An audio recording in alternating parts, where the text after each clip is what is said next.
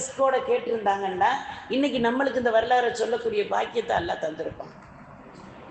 அப்போ அபூபக்கர் சித்திக் ரலியல்லாஹு சொல்கிறாங்க, எனக்கு 3 விஷயம் பிடிக்கும் யார சொல்லலாங்கிறாங்க.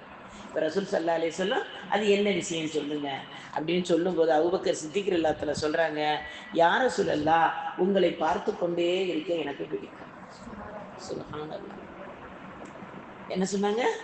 உங்களை பார்த்து கொண்டே இருக்க பிடிக்கும். ரசூலுல்லாஹ்வை பார்க்க யாருக்காவது பிடிக்காம இருக்குமா?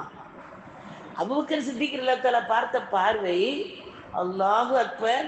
அவங்க ரசூல் ஸல்லல்லாஹு அலைஹி வஸல்லம் நபித்துவம் கிடைச்சி 23 வருடங்களாக ஏ டு இஜட் கூடயே இருந்த சஹாபி அபூபக்கர் சித்திக் ரலியல்லாஹு தஆலா.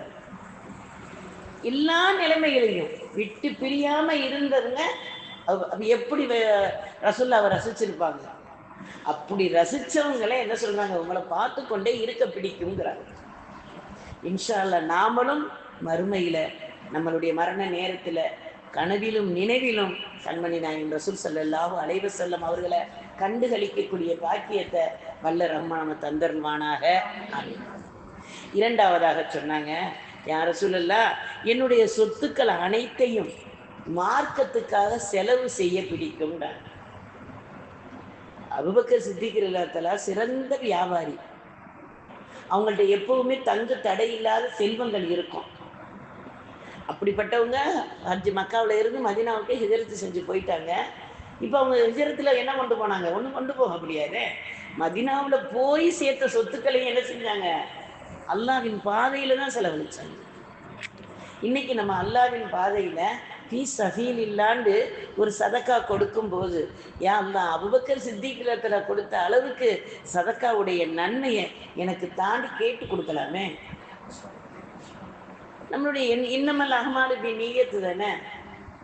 இன்னைக்கு ஒரு நோய் வருது நம்மளுக்கு, அந்த நோய் தீர்த்துறியா அல்லாஹ்னு சதக்கா கொடுக்கலாம். எந்த ஒரு காரியங்கள் நடக்கணுமா, யா அல்லாஹ் இதை நடத்தி கொடு ரப்பே அப்படின்னு சதக்கா கொடுக்கலாம். அல்லாஹ்வின் பாதையில் மதர்சாக்கள் எவ்வளவு மதர்சாக்கள் தேவையுள்ள மதர்சாக்கள் இருக்குது, பள்ளிகள் எவ்வளவு தேவையுள்ள பள்ளிகள் இருக்காங்க. இப்போ நம்மகிட்ட வச்சிருப்பது நம்ம சொல்லுவோம், தானமும் தர்மமும் கொடுப்பது கணக்கு மிஞ்சி தான் தானம் தருமம் ஒரு பழமொழி சொல்லுவோம். தனக்கு மிஞ்சி தானம் தருமம்னு சொல்றது என்ன காரணத்தினால தெரியுமா? நம்மளுக்கு வச்சது போக மிச்சம் கொடுப்பதுக்கு பேர் இல்லை, கொடுத்ததுக்கு போக மிச்சம் வச்சிருப்பதுக்கு பேர் தான் அது. அப்போ நம்ம மார்க்க பணியில் நம்ம எத்தனை பேருக்கு கொடுக்குறோம்? அபூபக்கர் சித்திக் ரலியல்லாஹு தஆலா கொடுத்தது போல அப்படின்னு நம்ம நினச்சி பார்ப்போம். மூணாவதாக சொல்கிறாங்க, கண்மணி நாயகம் ரசூல் ஸல்லல்லாஹு அலைஹி வஸல்லத்தை பார்த்து சொல்கிறாங்க, என் மகளை உங்களுக்கு மனம் முடித்து குடிக்க பிடிக்கும் யா ரசூலுல்லாஹ்ங்கறாங்க. ஆயிஷா சித்திகா ரலியல்லாஹு தஆலா அன்ஹாவை ரசூல் ஸல்லல்லாஹு அலைஹி வஸல்லம் அவர்களுக்கு திருமணம் முடிச்சு கொடுத்தாங்க இல்லையா? அதை சொல்கிறாங்க, எனக்கு பிடிக்குங்கிறாங்க. இன்னைக்கு எந்த மருமகன்ட்டையாவது மாமனார் உட்காந்து இந்த வார்த்தையை சொல்ல முடியுமா? சொல்கிறாங்களா?